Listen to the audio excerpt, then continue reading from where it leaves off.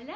Hi. Hi, happy Thursday. Last week we were here on Friday. Today we're back on Thursday. Calling this Friday Eve. Friday Eve. And this is our third encouragement table. We've been talking a lot. We did the first one about weariness. What did we do last week? We talked about Filling your cup. Filling your cup. So some great resources just to get in the groove with quiet time and personal growth. So check those out. And today we have a really tough topic, I think, which is roots and wings. How do we develop strong roots in our kids, but also give them wings to fly into the world? And I have little kids, so my kids are 5 and 7. My kids are 18 and 20, so they're not even kids anymore. They tell me all the time. And I'm like, no, you'll always be my kids. You're just not little kids anymore. I know. So we're coming from two different angles at this. And so it'll be interesting to see what we have to say. And I feel like there's a lot to do with trust in this conversation. Because for me, like my son just got his driver's license. And on Saturday, I really wanted to make this almond pound cake thing. And I didn't have any eggs. And I thought, this is a good opportunity for me to do the whole, hey, Josh, can you go get some eggs at the grocery store? But in my heart, this is literally what went through my head. I'm embarrassed to admit this to you. But what if he gets into an accident and it's because I asked him to go get the eggs? And then this little voice in my head is going, but you can trust me. You know, you can trust your son to me. I'm like, okay, God. So I sent him to the store. Oh, it was so hard. And he gets home and I'm always like, you should see me. I have to be cool, Mom. So I'm like, thank you, Jesus. Thank you, Jesus. Hey, Josh, how'd you do? And then he tells me, oh, I want to, I was thinking about applying at the grocery store. Do you think I should? And I said, yeah. He goes, I think I'm going to go back. So God gave me an instantaneous opportunity to once again trust him with my son. He went back to the grocery store. I'm just like, I just recovered. But it's that whole, I want him to know I trust in his abilities. I trust in God to take care of him. But I'm also dealing with the whole, I've got to let him go. I've got to be willing at this point to not just gently cut the apron string. Like, it's got to go. It's got to be severed. I don't want to let my kids go. You got some time, girl. So yesterday, my daughter, she's 5, decided she wanted to buckle her seatbelt herself. So that seems so much less dramatic than driving to the grocery store. But the thing about my daughter is the thing that would take like 2 seconds takes like, an hour. I mean, it's just like this extended thing. So she's like, I really want to do this myself. And I'm like, okay. So we're just sitting in the car. She's like struggling with the seatbelt. She can't do it. She's like, I got this, Mom. I can do this. And I'm like, oh my word, we just want to go. I just want to go home. Like, hurry it up. But when she did it, I could see the look on her face like, I got it. She was so proud and she was ready to do the next thing. And it like bolstered her confidence. And I thought, okay, I need to slow down and let her struggle. And let her try and let her learn, even though I felt anxious and like want to get on the road. Yes, this is a pattern of what God does with us, though, don't you think? Yeah. He's constantly, like, he could make things easy for us. And sometimes, to be perfectly honest, I'm like, can I have an easy day? Or could I just have an easy answer to this prayer? But I think he does let us struggle, kind of like, have you heard about that guy who had the cocoon and he didn't want the butterfly inside to struggle, so he opened the cocoon prematurely, and the little butterfly came out, flapped its wimpy little wings, and died because it had to go through the struggle in the cocoon in order to be able to fly. And I feel like if we let our kids, I remember my son couldn't open the potato chip bag, and when he finally got it, it was like, and he would get so frustrated, and I'd be like, I want to skip the frustration so that I can just hand it to him and we can enjoy Panera for an hour, kind of thing. But I think parenthood is just such a picture of our relationship with God. That's so good. Today, my son has a read-in at his school, so it's a day that you can bring blankets and pillows, and then you get to read all day because it's the end of the quarter.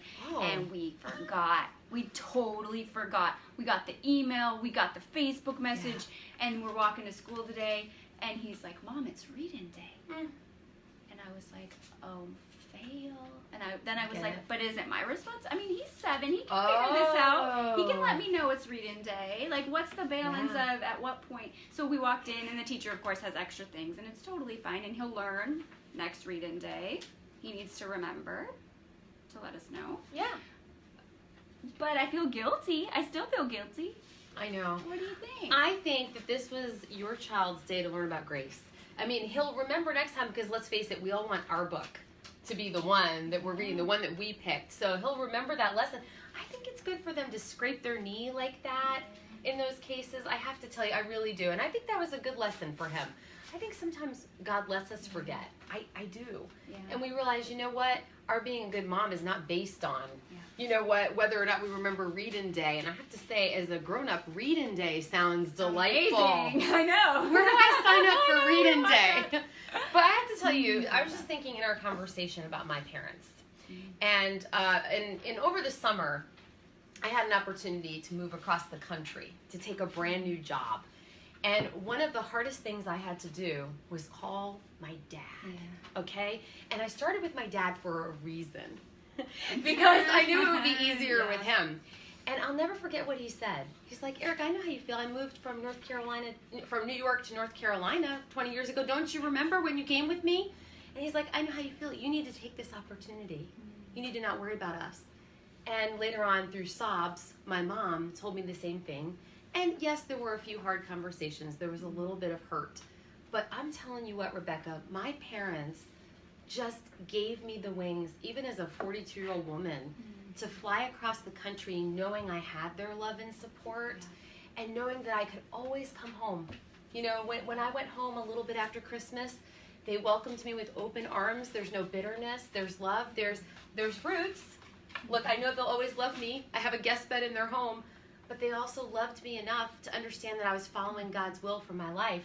And I'm sitting here thinking, getting a little choked up here, like, I want to be that kind of parent for my mom. If Hannah comes home and says, I'm called to the mission field, I'm supposed to go live in Africa for a year, I want to be able to be like, go. You should go. Oh, I love that. I was reading a blog today that we have up on AllMomDoes, and it was talking about that kids need to know you are their biggest supporter. And I was thinking about those moments when you're so angry about something that happens. And this happens with my daughter because she likes to push all the boundaries. She's just like, where's the boundary? Okay, I'm going to go over here, cross it. And so we get very frustrated with her. And so it's like, oh, why do you do that? And she can tell we're frustrated. But when we like sort of lash out or get angry at her, the first thing she does is pull into us. And I just found that so interesting because I don't do that. When I get angry with God, I like push him away. And she, I think, feels so comfortable and knowing, okay, even though I know she's angry, she loves me. Yes. So she's the one that's going to comfort me, even though I'm the one disciplining her. And it's weird. You know, but interesting. There's an old story about a couple who, remember in the old days, the cars would have the one bench that you could sit on in the front seat. And, you know, this couple, they were in love. So they were newlyweds and they sat real close together. And one day they realized, they looked at each other and thought, wow, we're really far apart again. And the husband looked at his wife and said, I'm not the one who moved. And I think that we do that. We get a little hurt by God, or we feel like he's not answering our prayers fast enough. I've been struggling with that for a very long time. Come on, let's go. But I think if we do keep close to him, and I think we do that by just throwing up Hail Mary prayers, you know, like throwing you a Hail Mary, can I need your help today? Or just opening one page of the Bible. Literally, sometimes one verse can jump out and just bolster you. But it's just staying close. I don't think he gets mad at us. I don't think he gets mad. He understands that we're dust, right? Yeah. That's comforting to me in the Bible. He's not trying to punish us. He just wants to encourage us to get back up. I think I want to encourage a mom whose child maybe has strayed, or you're trying to offer them wisdom and they're just walking away, making terrible choices. I think it's important to know it's not your fault. And it's not, so I'm speaking as a mom of young kids, so maybe you can piggyback on this, but it's not your responsibility to make the choices for them, even though you're trying to develop that great foundation so that they will hopefully make the right choices. If they don't, pray and know that God has them, and that hope isn't lost, and that it's not your job to fix everything. Even if it's your child, that's devastating and hard, but I just want to offer some encouragement. I feel like in the relationship with my kids, I always look at them through a lens of love and affection unconditionally. But sometimes I get really mad at them. You know, when they do things that I'm like, what were you thinking? You know, or you know how this is. It could be as simple as, your room is a pigsty and you can't live here anymore unless you clean it. Yeah. Or it could be a lot worse, right? But, and I get mad, but like, I feel as if we could just get to the point where we realize God loves our kids more than we do, and He's with them. And even when they have moments of, I don't know if I believe in God, or I don't know if God is really going to be there for me. I saw this with my son. They come around. My son was gravely ill, and there were moments where he would look at me and go, Mom, God doesn't hear you, forget about it. But there was still that foundation of everything he learned from the time he was born. I was reading him the Word of God and telling him about God.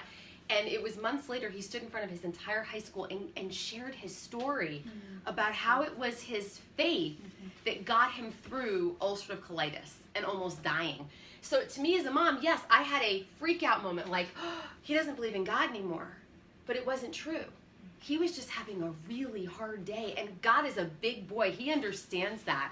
He doesn't withdraw His love when we feel unloving toward Him. So I would tell you, and that was a hard lesson for me to learn. I can tell you, Rebecca, I was a little ticked that day too. I'm like, God, you could fix this right now. You're God. You opened the Red Sea. Yeah. But He needed my son to be that caterpillar in the cocoon to go through that struggle so he could emerge with strong wings to carry throughout his entire life. And I believe it's those moments we look back on and we go, okay, if God got me through that, if I cross that hurdle, what can I face? I think a lot about what God's purposes are for our kids and how they're probably so much bigger than what we actually think and actually honestly want for them. So I kind of want my kids to be successful, but like only successful if it means like living in the same block that we currently live in and like being able to come over for all the holidays and stuff. I don't really want my kids to be called, you know, over here to the mission field. I know what you mean. I know what you mean. But God is so much bigger, and walking through those hard things can be such a faith builder for your life too, even though it's really hard. And I think it's okay to go to God and say, this is hard. Yes. How do you expect me to have a child and give it up to you? I think God knows that it's hard because He has to let us make our choices. Yeah. And we make some really bad ones. Well, when you baptize your baby or you dedicate your baby, however you chose to give your baby back to God, I've been shown throughout these, let's see, I've been a parent for almost 21 years now. You know, over those years, those 2 decades, God has shown me it's not just at the cute little dedication with the fancy white dress and your pastor. Like, you have to do that over and over again. When my babies went to kindergarten, when I had to walk away, my son went into the operating room 4 times. You know, those are moments of, okay, I give my child back to you. And in the end, you know, it's true. Mother Teresa says, God's not going to care about how successful you or your child have been in life. It's going to be how faithful, right? Yeah. That's the prayer. That's the goal. And I think it's not so much letting go as it is letting God. As cliched as that sounds, but it's like, here, I give them back to you. They're your child. In the end, you're going to love them and guide them better than I could. I love that. Let God. I think it's also okay to say we're not always going to do the right thing. We're all, you know, as moms, I think it's okay sometimes when we have to tell our child, I'm sorry. I probably should have let you do or go. I wish I would have done this differently. I think if we can pick ourselves up and apologize, they learn something from that example. Yes, I agree. Which I think can be really powerful. It's humility. And in this world, there's not a whole lot of humility. I think it was C.S. Lewis who says, humility is thinking of yourself less. And I really like that. That kind of boils it down for me. I've had to apologize to my kids countless times over text, over the phone, in person. I believe in that because I think hopefully I want them to be apologizers. Yeah. You know, actually, I was telling them recently, stop saying you're sorry. Like, you know, you don't have to always, not that kind of sorry. But when you really screw up, I think it's good to show that pattern in your home. It's a safe place. We all mess up. I love that. I love that. And leaning into God and showing them, that you still get up and you still do the things that you do even amidst those mistakes. Talking about roots and wings, and it's so funny. This may be a little cheesy, but God often speaks to me in pictures. I feel like I was telling Rebecca when I came in, I went to Starbucks and I'm trying to drink more water, right? So I'm trying to have a cup of water for every cup of coffee. And I feel like this is roots and wings, they kind of go hand in hand. And some days one of them is easier. Some days you're like, when are you going to leave the house and go to college so that I can have a little peace? We all have those days, right? And then some days you're like, please stay forever. Don't ever leave. You know, I mean, I often say to my son, I want to keep you. I just want to keep you because their presence is so sweet. But it's both, and they're both good, and you need both. You do need both. And I think it's hard to remember that we are given our children as a gift, that they're really not ours to begin with. And so giving them back is so beautiful, but really hard. And honestly, I'm kind of going to cry thinking about it. But I have a verse that we can think about today maybe. Proverbs 22:6, train up a child in the way he should go, and he'll never stray from his faith. I think that's just a great verse. And even if our kids make silly decisions along the way, that foundation, if we build that foundation, if we show them that they are welcome in our home, if they can come to us with questions, if we are showing them through our lives that we can mess up and get back up again, modeling it is so important. And I don't know, I hope this is encouraging. It's hard. It's really hard, but beautiful. I agree. And you know, there's a crazy hill you have to drive to get to my house. But at the top, oh my word, there's Puget Sound and the Olympics. And just the other night, I'm driving up that hill and I'm thinking, this is life. You know, the most beautiful views come after the hardest climb. So it's worth it to dive in. And even like when you were talking about being afraid to let your kids go or it's hard, I think it's good to just say it. Yeah. Like, I'm struggling with this, and talk to a friend and struggle through it, and then maybe look for ways to make it easier. I mean, God says, is anything too hard for me? So if it's not too hard for him, he can make it easier for you when you turn to him. Yeah. I love that. I hope this is encouraging too. We'd love to hear about your story in the comments. You can share and we'll, comment back to you. And, we want to surround you in prayer as you're on this journey of developing roots and wings for your kids. We're not getting it all the way right, but none of us are. That's why we're here together, and we're just here to share our stories. So thanks for joining us. See you next week. Bye.